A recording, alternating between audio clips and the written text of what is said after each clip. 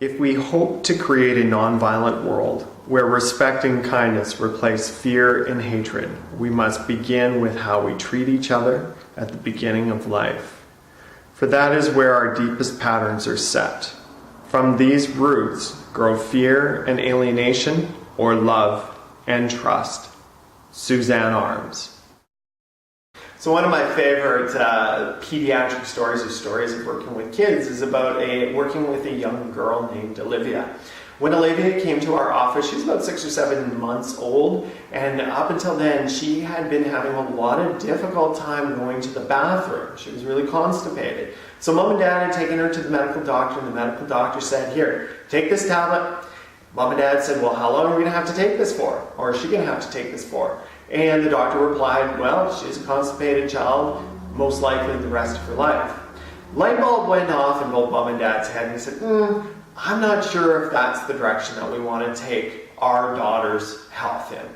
So they started asking questions and asking around. Luckily, one of their friends suggested, "Hey, why don't you go and see the chiropractor? Why don't you go and see Dr. Norm? Here's his contact." They phoned, they came in.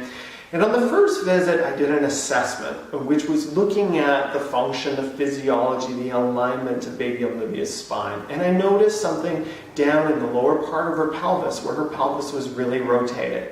And I shared with Mom and Dad about what I was seeing and how that was related to the function of the lumbar spine and how those nerves from there come around and innervate the digestive system. The mom, when hearing this story, stopped and said, "You know what, this is interesting because we've always been kind of surprised when Olivia sits in a car seat. She totally cries. She's totally uncomfortable when she's in her car seat. Could that have something to do with it?" I said, "Perhaps. Let's get her adjusted and look at the changes and see, and we'll go from there." So I made a contact, very light, very specific adjustment in the pelvic region on what's called the sacrotuberous ligament, with about the same amount of force that you'd be able to push on your eyeball before it starts to get uncomfortable. And I loved it. That was the only adjustment I made that day. And the mom and dad came back on the weekend and they shared with me a story about their weekend, their time with Olivia. And the story was that they were driving from Nanaimo down to Victoria, which is about an hour-and-a-half drive, to go and visit a relative. And they got halfway there to Duncan and they realized, oh my goodness, we forgot to bring baby Olivia's medication with us. Should we stop, go around, go back? We're going to these relatives for the next couple of days. What should we do?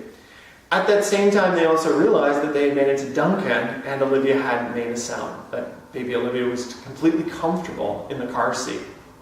So they decided to continue driving to Victoria, and as they say, you know, the rest is history. She's been being able to go to the bathroom naturally by herself. Way cool. She was able to make it over that hump. Pretty amazing story. For me, it has also huge personal implications as well. Because as a child, I was that baby Olivia. I was born constipated, colicky. I cried for the 6 months of my life. You know, and at that time, my parents didn't know. Nobody had told them or suggested, hey, you should take baby Norm to the chiropractor.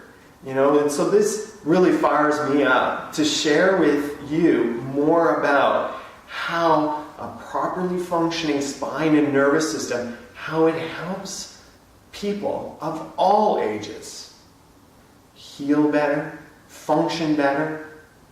Because I know in my life how much pain and agony and distress, right, and ill health could have been solved by sharing this message. Okay, thanks so much for hearing my story about baby Olivia. I hope you pass this on to somebody who needs to hear it. Be well.